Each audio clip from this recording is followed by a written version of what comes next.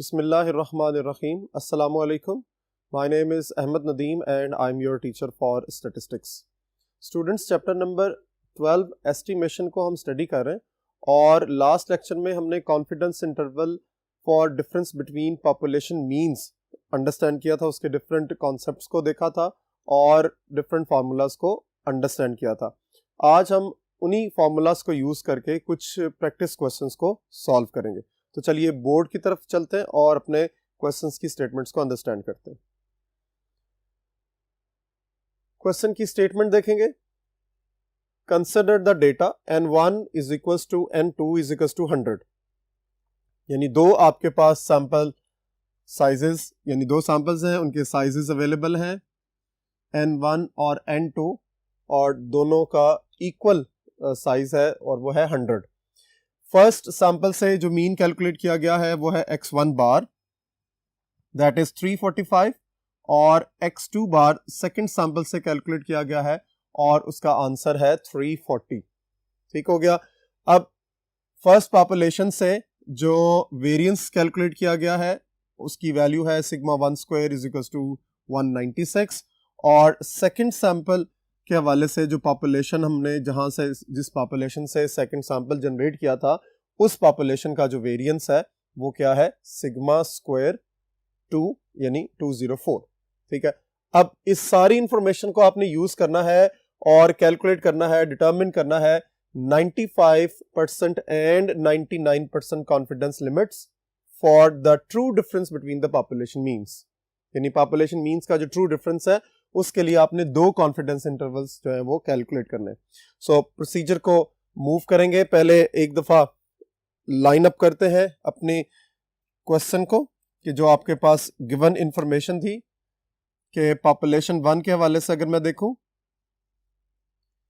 तो पॉपुलेशन 1 के लिए जो n1 है दैट इज 100 सैंपल साइज उसका, वहां से जो सैंपल आपने ड्रॉ किया है उसी सैंपल का जो मीन है x1 बार दिस इज 345, और उस पॉपुलेशन का, ये जो पॉपुलेशन 1 है इसका वेरिएंस कितना है हमारे पास 196।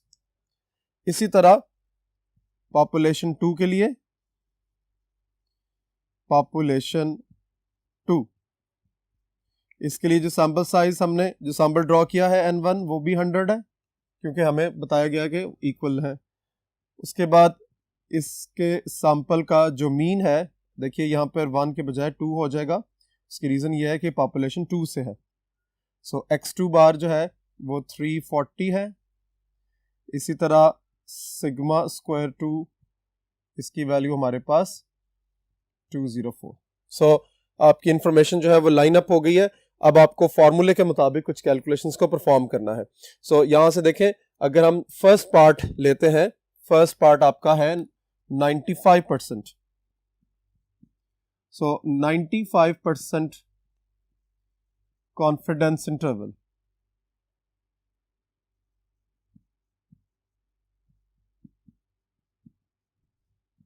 आपने कैलकुलेट करना है।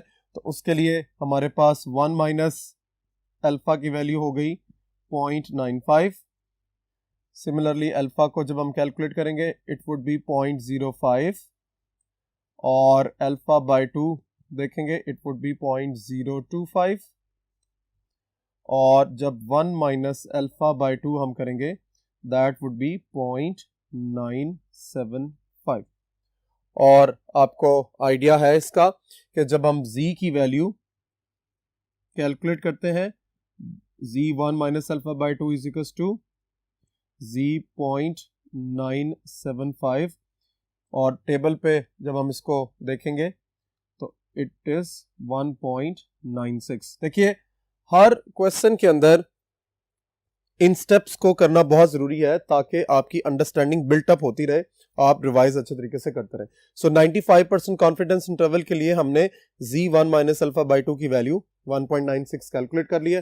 अब नेक्स्ट बोर्ड की तरफ चलते हैं और इनकी वैल्यूज को यूज करके अपने क्वेश्चन को कंप्लीट करते हैं। जी, नेक्स्ट हमारे पास वैल्यूज की सब्स्टिट्यूशन है फॉर्मूले में। तो सबसे पहले हम फॉर्मूला लिख लेते हैं।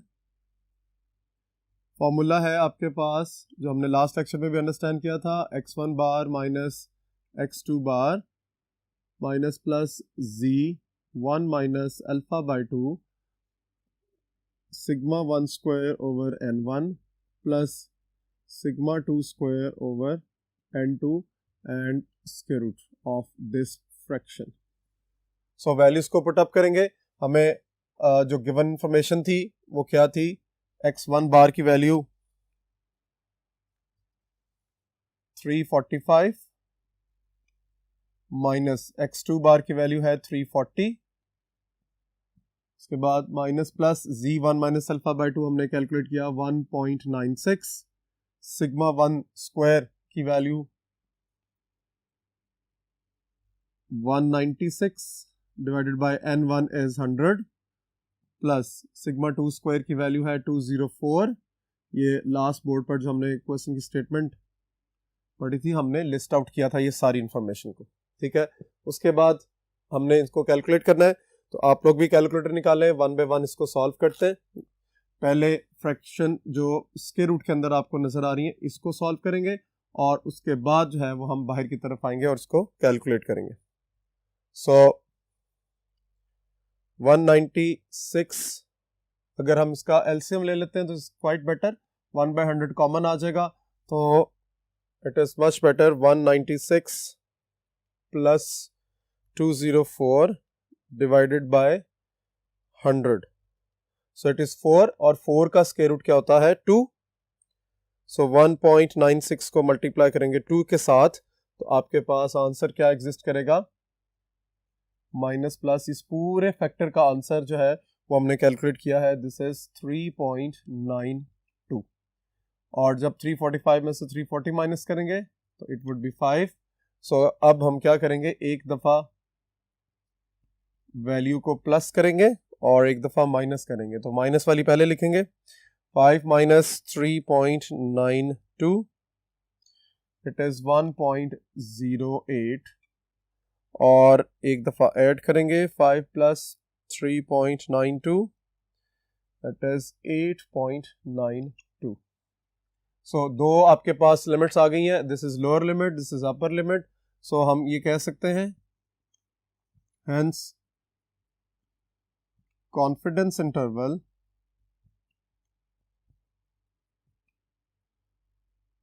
फॉर μ1 माइनस μ2, और कितने परसेंट हमने इसको कैलकुलेट किया है, 95%। तो देखिए 95% में सबसे पहले lower limit 1.08 is less than μ1 minus μ2 is less than 8.92। So first part आपका कंप्लीट हो गया। तो अब नेक्स्ट हम चलेंगे आगे की तरफ और हमारा है next 99%। So for calculations for 99% confidence interval, so इसको भी देख लीजिए,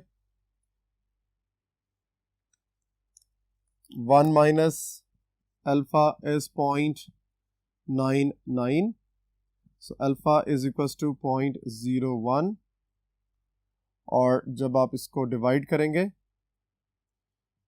2 से तो 0.005 और 1 माइनस अल्फा बाई 2 को जब आप कैलकुलेट करेंगे it would be 0.995, hence z1 minus alpha by 2 is equals to z.995 और इसको जब टेबल में देखेंगे इट वुड बी 2.576। ऑलरेडी ये कैलकुलेशंस काफ़ी दफ़ा मैं बता चुका हूँ कि टेबल में आपने किस अंदाज में इसको देखना है। सो अब ये वैल्यूज़ फिर सब्स्टिट्यूट होंगी। आपका जो दूसरा पार्ट है फॉर 99% कॉन्फिडेंस इंटरवल, फार्मूला लिख दें इज़ मच बेटर, ना भी लिखें तब भी ये हो जाएगा, लेकिन बेहतर यही है कि आप फार्मूले को कंसिडर करते हुए एक दफ़ा फिर फार्मूले को पुटअप करें और देन वैल्यूज़ को सब्स्टिट्यूट करें। सो मैं यहाँ पर लाइन ड्रॉ करके इस पोर्शन में इसको आप लोग इसके नीचे इसको नोट कीजिएगा।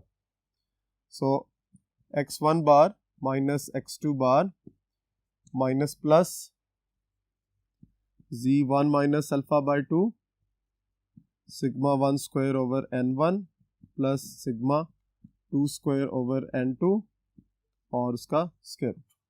सो देखिए x1 bar minus x2 bar, this is 345 minus 340 minus plus हमने z1 माइनस अल्फा बाय 2 की वैल्यू को कैलकुलेट किया है अभी 2.576 and square root of sigma 1 square is 196 divided by 100 plus 204 which is the value of sigma 2 square is 100।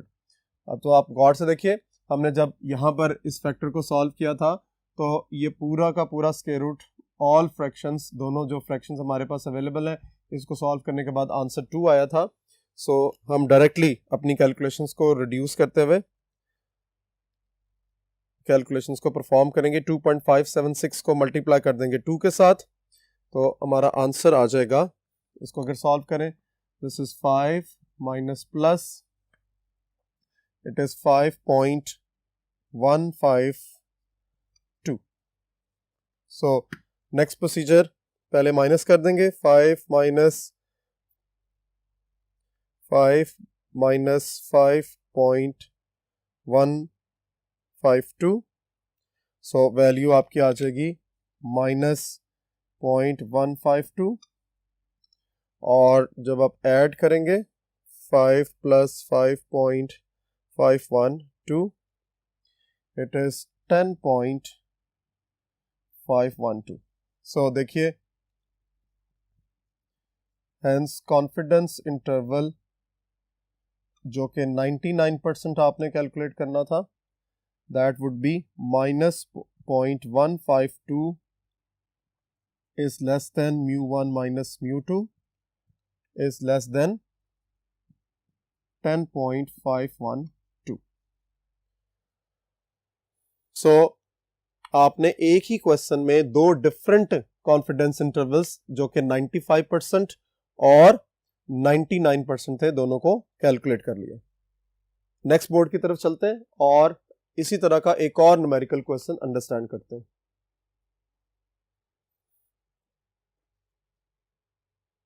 Ji next हमारे पास statement है, a test in statistics was given to 50 girls and 75 boys.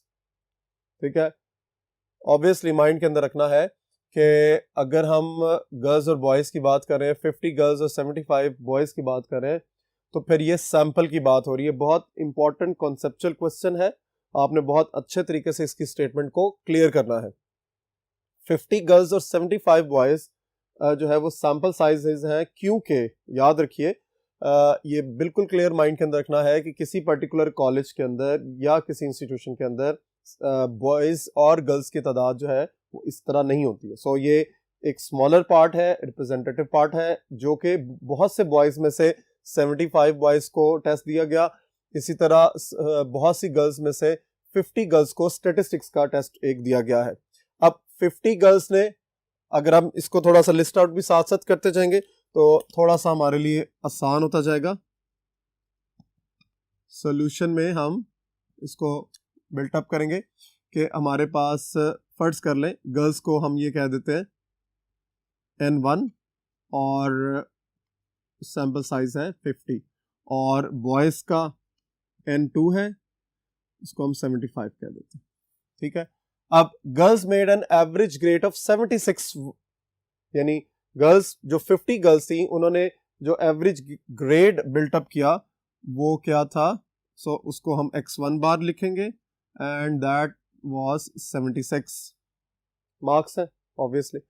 और उसके बाद जो boys ने, अच्छा इसके साथ ही उन्होंने यहाँ पर स्टैंडर्ड डेविएशन भी आपको मेंशन किया हुआ है। सो हम इसको स्टैंडर्ड डेविएशन को पहले कर देते हैं। अब यहाँ बड़ी इंपॉर्टेंट बात है कि चूंकि हम 50 गर्ल्स की बात कर रहे हैं, 50 गर्ल्स जो है वो सैंपल है और उन्हीं 50 गर्ल्स की मीन को हमने अगर x1 बार कहा है तो उन्हीं 50 गर्ल्स के स्टैंडर्ड डेविएशन को क्या कहेंगे, दिस इज वेरी इंपॉर्टेंट, और वो है S1। चूंकि स्टैंडर्ड डेविएशन है तो S1 की वैल्यू जो है वो 6 हो जाएगी। यहाँ बिल्कुल क्लियरली माइंड के अंदर रखना है कि पॉपुलेशन वेरिएंस आपके पास अननोन है, ठीक है, और सैंपल साइज जो है वो ग्रेटर है 30 से। देखिए 30 या 30 से ग्रेटर हो जाए तो फिर हम, और सैंपल्स और आपका पॉपुलेशन वेरिएंस अननोन हो तो हम S को यूज करते हैं, क्योंकि ये फर्स्ट पॉपुलेशन से था, फर्स्ट सैंपल की एग्जिस्टेंस नजर आ रही है तो इसलिए S1 हो गया। अब इसी तरह आपके पास while the boys made an average grade of 82, so boys का ग्रेड 82 है तो यहां पर x2 बार को हम लिखेंगे that is 82 with standard deviation of 8, तो S2 की वैल्यू 8 होगी। सो इंफॉर्मेशन कंप्लीट हो गई। अब यहां पर भी इसी तरह हमें लास्ट लेक्चर की तरह बताया गया है कि find 95% and 98% confidence interval for the difference μ1 minus μ2। याद रखिए कि ये जो μ1 है this is mean of all boys, ठीक है, ऑल बॉयज का मतलब ये कि पॉपुलेशन की बात हो रही है। इसी तरह मीन जो μ2 है it is the mean of all girls है, और ऑल गर्ल्स की जो पॉपुलेशन है उसमें जितनी भी गर्ल्स आपके पास रजिस्टर्ड है किसी पर्टिकुलर इंस्टीट्यूशन के अंदर, उसके मीन को रिप्रेजेंट कर। सो बी केयरफुल। अब यहां पर एक चीज जो मैं आपको गाइड करना चाह रहा था कि फ्लो के अंदर आप क्या सोचते हैं, किस अंदाज में करते हैं। याद रखिए कि जिस तरह नोटेशंस आपने अपनी वर्ड प्रॉब्लम से नोट की हैं उसी तरह की नोटेशंस जो हैं वो आपकी आगे तक चलेंगी। यानी ये मैं बात क्यों आपसे शेयर कर रहा हूं, जरा एरर्स को भी रेक्टिफाई करना है, माइंड के अंदर रखना है कि किस तरह की छोटी छोटी मिस्टेक्स हो सकती हैं जो कि कॉन्सेप्चुअल होती हैं। So be careful. यहां से देखिए कि मैंने कहा μ1 is the mean of all boys, लेकिन जब हम यहां देखते हैं कि ये जो फर्स्ट पॉपुलेशन की इंफॉर्मेशन है this is about the girls, so इसका मतलब है अगर N1 गर्ल्स को रिप्रेजेंट कर रहा है, X1 बार गर्ल्स के मीन्स को रिप्रेजेंट कर रहा है, और S1 जो स्टैंडर्ड डेविएशन को रिप्रेजेंट कर रहा है गर्ल्स के, सो इसका मतलब है वहां पर जो μ1 होगा वो भी गर्ल्स के लिए ही होगा। This is the understanding point. और इसी तरह जो μ2 है वो भी आपने अंडरस्टैंड करना है, it is the mean of all boys due to given notations. अगर याद रखिए अब अंडरस्टैंडिंग्स चूंकि बिल्टअप कर रहे हैं, इन क्वेश्चंस में सबसे इंपॉर्टेंट चीज जो है वो कॉन्सेप्ट है, क्योंकि फॉर्मूला आप अच्छे तरीके से लर्न कर लेते हैं, वैल्यूज को सब्स्टिट्यूट कर लेते हैं, और कैलकुलेशन भी अभी तक आपने देखा होगा लास्ट 2-3 लेक्चर्स में आपके लिए इतनी ज्यादा कॉम्प्लिकेटेड नहीं रही है, लेकिन कॉन्सेप्ट बहुत अच्छे तरीके से आपने इसको ऑब्जर्व करना है कि अगर फर्ज कर ले मैं गर्ल्स को N2 X2 बार और S2 लिख देता तो फिर मेरी पहली वाली जो नोटेशंस थी जो मैंने यहां पर बॉयज लिखा था वो करेक्ट होती। So according to the notations जो है वो आप अपने क्वेश्चन को अंडरस्टैंड करेंगे। सो इंफॉर्मेशन आपकी कंप्लीट हो चुकी है, आपने फाइंड करना है 95% and 98% confidence interval for the difference. So हम स्टार्ट करेंगे फर्स्ट पार्ट से, 95% कॉन्फिडेंस इंटरवल।